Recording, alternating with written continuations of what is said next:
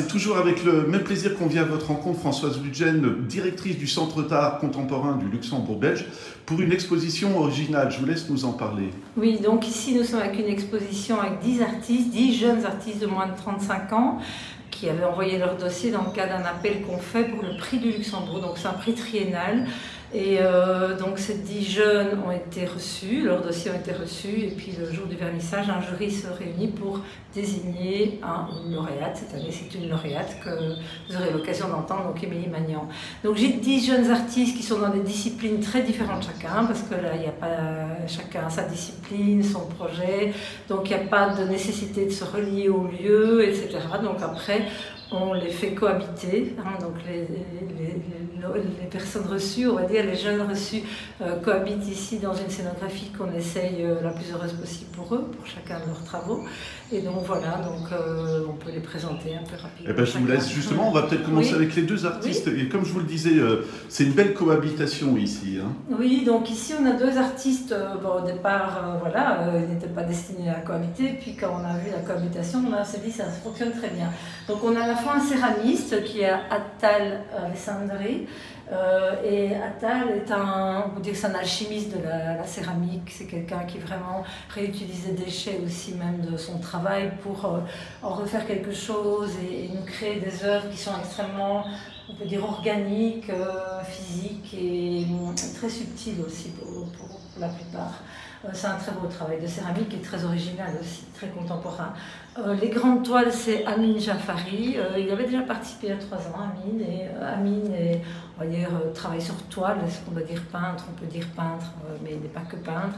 Il a travaillé avec différentes techniques. On peut retrouver à la fois de l'acrylique, du fusain. Donc, il entremêle les techniques pour nous proposer des plages, généralement, on pourrait dire noir et blanc, en tout cas dans des teintes un peu éteintes, comme ça, et qui nous laissent respirer aussi. Et hommage aux galeristes quand même, parce que pour le coup, les deux créateurs, ça colle très bien ensemble. Hein. Oui, je crois qu'eux l'ont trouvé aussi et que c'est un beau dialogue qui se produit. Ça, c'est intéressant aussi de voir comment des cohabitations se produisent. Aussi parfois, alors que bon, c'est pas la demande qui est faite, mais avec certaines œuvres et le site lui-même, la nature qui vient cohabiter avec certaines œuvres, on peut penser là. Alors je vous laisse justement parce que ça colle parfaitement. Là, on est dans les conteneurs. On est déjà dans les conteneurs, mais je pense à Sébastien Job qui a une peinture vigoureuse, on peut dire vigoureuse, donc il part, on le sent dans sa peinture qu'il y a des couches et que derrière il y a peut-être quelque chose de plus sombre pour revenir vers la luxuriance et la sortie de la grotte, comme lui-même en parle, de cette caverne qui peut être à la fois refuge et angoisse, et ressortir de cette nature qui est forte et où il vient, lui, parfaitement bien répondre à ce qui se passe sur le site lui-même, donc à découvrir. Autre artiste aussi, c'est celle qui a fait une sorte de tapis, mais c'est pas un tapis non plus. Oui, tout à fait, oui. Il y a un tapis dans le même espace, d'ailleurs, que Sébastien, de Léa Kindo. Donc c'est un tapis qui suggère finalement un peu comme une vision de drone, on pourrait dire presque ça, d'une ville, donc avec tous des rues, des blocs, on va dire, mais des blocs verts, donc comme si la nature était venue remplacer les blocs de béton peut-être. Et donc un peu ce paradoxe là aussi, en même temps c'est une nature qui serait presque trop linéaire, trop reprise par l'humain, hein, on le sait que c'est parfois un peu ça aussi le problème. Ouais. Et à la fois donc elle peut dénoncer ça tout en gardant un côté ludique, parce que ce tapis, quand on le voit, on pourrait presque imaginer un enfant avec des petites voitures qui courent entre les ruelles. Mais il y a un lien justement, alors juste avec l'artiste juste à côté, oui. Ce sont des pierres. Mais c'est aussi un rappel. Encore une fois, je trouve qu'il y a un lien avec tout ce que... Voilà. Tout à fait. Donc là, on est avec Gilliane Pépin. Gilliane, qui est quelqu'un de très sensible, on va dire, aux architectures et à la pierre. Et peut-être justement aux architectures aujourd'hui qui ont beaucoup oublié la pierre, qui utilisent des briques, du béton, etc. Et qui, lui, le laissent... non pas insensible, mais sensible d'une façon qui lui fait un peu mal, je pense, plutôt. Ouais.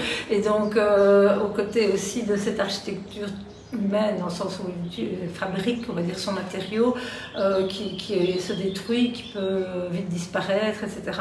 Et donc il a intégré dans des briques qu'il a fabriquées lui-même, des pierres qu'il a récoltées aux carrières de Fontenoy, donc qui sont proches d'ici.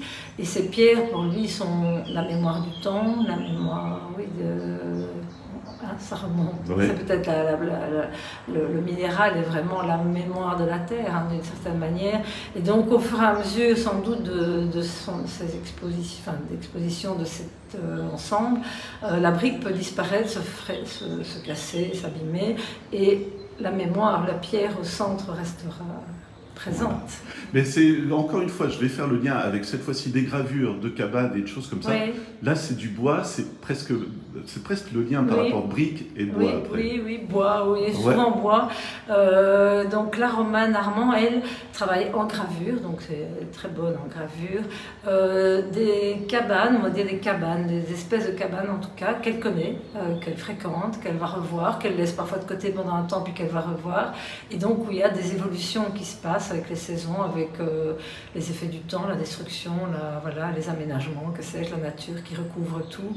Et ces cabanes lui parlent au niveau même politique. Hein. On sait que combien la cabane, il y a le côté aussi habitat éphémère, habitat précaire, mais aussi la séduction de la cabane. Hein. Il y a un peu tous ces éléments-là et comment de la cabane à vache à la cabane à bris de fortune, ou, voilà, tout ça vient, et ces gravures pourront être aussi reprises plusieurs fois avec leur évolution justement du temps, de la nature, de la destruction, de la reconstruction, que sais-je. Enfin bon, voilà. Voilà, et moi je fais encore une fois un lien, mais je vous félicite parce que finalement ça m'inspire. Gravure de cabane en bord de mer et dans le même conteneur, un ressac, mais là c'est beaucoup plus sombre. Hein. Oui, alors on a un ressac, c'est vrai, dans le même espace que les cabanes de Romane, qui est donc un ressac sous son nom d'artiste, c'est Ida OEM, mais c'est Jérôme Milomos.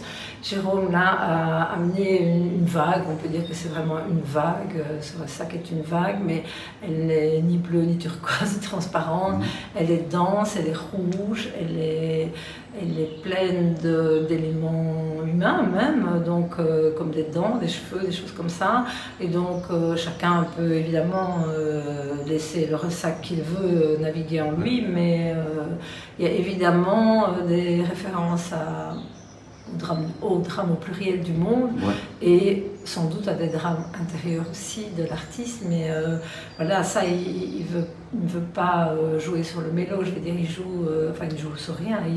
C'est à chacun de projeter, j'ai l'impression. Oui, aussi. Et voilà, ça en tout cas on se questionne, et il y a de quoi se questionner. Voilà. Nous sommes au milieu de la nature, on a envie d'échapper à la musique, et ben on a ce qu'il faut aussi pour ça, non? Oui, bien sûr. Il y a Arthur Delay qui, lui, a présenté une pièce. On a un élément qui est sous tension, qui est assez lourd, qui est très lourd d'ailleurs. On a dû perforer le conteneur quand même. Un ensemble de matelas enserrés dans des lanières et qui ne reste pas en silence, mais sinon le bruit est étouffé. En fait, Arthur, repris les 20 morceaux de musique les plus écoutés à la date du vernissage sur Spotify, et voilà, il essaye avec ses matelas, ses lanières, d'enfermer un peu ce son qui nous matraque, ce son et ces sons. Hein, et on est ici dans un lieu où, en même temps que je parle, j'entends les oiseaux qui chantent et le silence. Et donc lui montre un peu par là ce geste de vouloir parfois un peu étouffer ce trop grand bruit du monde, pas seulement au niveau sonore d'ailleurs, hein, mais voilà. Ça tombe bien ici aussi, parce qu'on a déjà ça ici. Exactement. Françoise, juste avant d'aller rencontrer deux artistes, je vais simplement... Oui, parce qu'on doit parler un peu de Manon. Voilà, mais tout à fait. C'est pour ça, voilà. Mais je vous laisse nous préciser jusque quand cette exposition, tout simplement. Voilà, donc l'exposition, il reste peu de jours, mais il reste le week-end prochain, donc les dates m'échappent. Voilà, c'est jusqu'au 19. 19, oui, voilà, 19 mai, où il y aura certains artistes présents, d'ailleurs, donc bienvenue. C'est gratuit, comme toujours, entrée libre, on accueille les enfants, les familles, tout le monde, les amateurs d'art, mais comme ceux qui seraient dans une découverte toute simple, et il y en a, j'ai envie de dire, pour tous les goûts, puisqu'on est vraiment dans des univers très différents pour chaque artiste. En compagnie de Manon Bouvry, je vous l'ai dit juste avant de filmer, c'est magnifique ce que vous avez créé. Parlez-nous un petit peu justement de vos créations. Donc en fait, ce sont des fusains sur bois avec une partie de transfert, donc à l'acétone, mais malheureusement sur le bois ça ne fonctionne pas. Donc il y a des plaques en pin et des plaques en bouleau. Et en fait, je travaille sur la nature et principalement sur les sapinières. Et il y a donc comme je vous ai dit, 2 essences de bois, mais je préfère principalement travailler sur le pin parce que le rendu est mieux et le bouleau est beaucoup trop fragile et ne reçoit pas le fusain de la même manière. Comment ça s'est passé? Je dirais presque c'est une rencontre entre vous et une sapinière, non? Tout simplement, parce qu'il y a un magnifique travail à chaque fois. En fait, il faut savoir que je suis originaire de la région de Tournai dans le Hainaut. Et quand je suis arrivée à Bouillon il y a 3 ans, j'ai fait une balade dans une sapinière sur les hauteurs de Bouillon. Et il y a eu une rencontre en fait avec cette sapinière dans laquelle je retourne très souvent. À cause il y a eu quelque chose avec une lumière en fait qui est tombée sur ce lichen. Et quelque chose s'est passé en fait. Et voilà, je suis tombée amoureuse des sapinières en général. Et quand je me balade en voiture, j'ai cette tendance à toujours regarder cette lumière qui tombe, comment les sapinières sont construites. Et j'aime beaucoup cette régularité des troncs, comment ils sont classés. Voilà, il y a quelque chose, je trouve, de magique et de fascinant dans ce genre de forêt. Et comment ça se passe? Est-ce que c'est inspiré comme ça, ou est-ce que vous prenez une photo que vous reproduisez, ou justement c'est un peu votre univers aussi finalement, cette sapinière? Alors, je prends mes propres photos et je travaille à partir de ça. Et donc toutes les nuances que vous voyez ne sont pas sur les photos. C'est mes propres souvenirs, comment je ressens la sapinière, comment j'interprète ce qu'elle me laisse voilà, imaginer, leurs sensations, mes sentiments quand je m'y balade, la lumière, voilà, c'est vraiment... Je ne sais pas expliquer ce sentiment que je reçois quand j'y vais, mais il y a vraiment quelque chose d'apaisant, d'intime aussi, c'est spécial. Ouais. Vous avez fait ces photos sur plusieurs mois, sur plusieurs journées, parce que pour prendre la lumière le matin, le midi ou le soir, c'est pas du tout la même chose, même pour les saisons, j'imagine, non? C'est ça, en fait c'est un travail, donc il y a des photos qui datent de plusieurs années, et donc ce projet a mis longtemps à mûrir. Il y a des photos qui datent d'il y a 3 ans, mais que je collectionne. En fait, j'ai une base de photos extrêmement riche. J'ai plusieurs milliers de photos auxquelles voilà, j'intitule dans des dossiers telle année, tel endroit.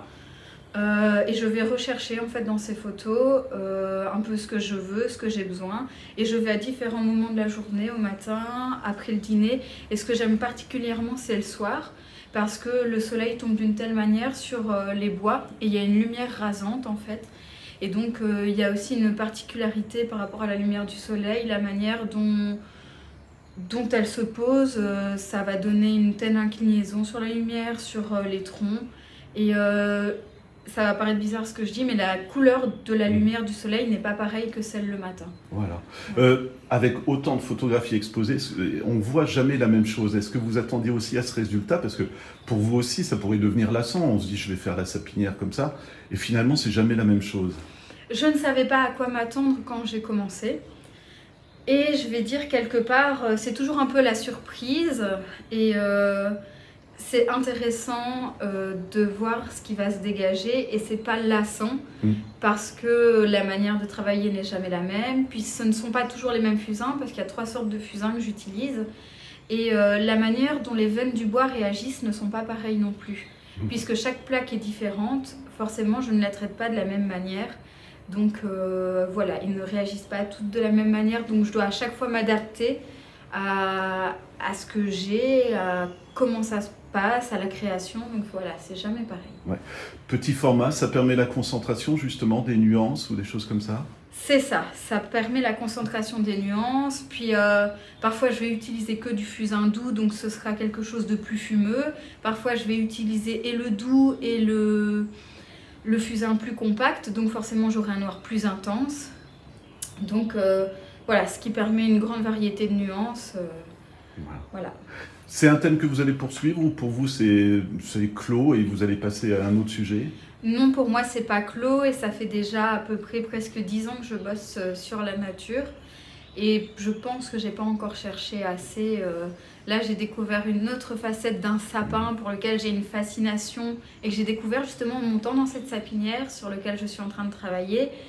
Donc voilà, j'ai quelque chose encore à chercher de ce côté-là. Voilà, toute dernière question, si on veut vous suivre, pardon, est-ce que vous avez un site internet? Oui, c'est manonbouvry.com et j'ai également Instagram qui est manonbouvry. On a de la chance avec une artiste, Émilie Magnan, qui a remporté le prix du Luxembourg.